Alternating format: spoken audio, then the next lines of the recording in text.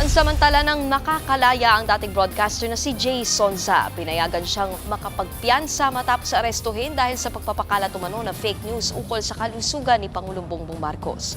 At live mula sa Pasay, may express report si Dave Abuel. Dave, kamusta ba dyan? Kailan ba inaasahang makalaya nga itong si Jay Sonza? Nikki, humarap nga dito sa Pasay City Hall of Justice ang dating broadcaster na si Jay Sonza para sa arraignment ng kaso niyang unlawful publication in relation to Cybercrime Prevention Act. Pasado alas 8 kanina nang magkasunod na dumating sina Sonza at ang kanyang abogado na si Attorney Mark Tolentino sa Pasay RTC Branch 118. Yan ay matapos siyang mag-long weekend sa detention facility ng National Bureau of Investigation. Inaresto si Sonza noong Huwebes, April 30 sa kasong unlawful publication dahil sa umano'y pagpapakalat ng peking medical records ni Pangulong Bongbong Marcos. At dahil holiday noong Biyernes, sarado ang korte kaya sa kulungan siya nagpalipas ng weekend.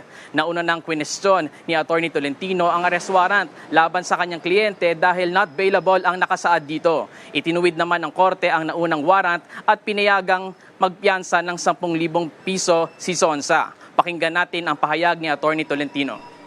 In fairness ng RTC judge natin, humingi siya ng paumanhin. Pagkakamali ng court na because of that pagkakamali, na-deprive ang liberty ng isang presumed innocent na tao. Hindi pa convicted si Jay Sonza, nakulong siya for 4 or 5 days. Until now, nasa kulungan pa because of sa pagkakamali. Samantala, hindi natuloy ang arraignment ni Sonza matapos maghain ng kanyang kampo ng motion to dismiss sa issue ng jurisdiction. Kinestyon nila kung bakit sa Pasay isinampa ang kaso, gayong nasa Maynila si Pangulong Bongbong Marcos na alleged offended party. Hihintayin pa ang tugon ng Department of Justice sa motion na yan. Magpapiyansa na ng 10,000 piso sina Sonza para sa pansamantala niyang kalayaan. Nikki, bukod doon sa unlawful publication, may isa pang kasong cyber libel na kinakaharap si Sonza. Sa ngayon ay wala pa raw warrant para dyan at handa rin naman daw silang magbayad ng piyansa kung sakali. Balik sa'yo. Yan ang express report ni Dave Abuel live mula sa Pasay City.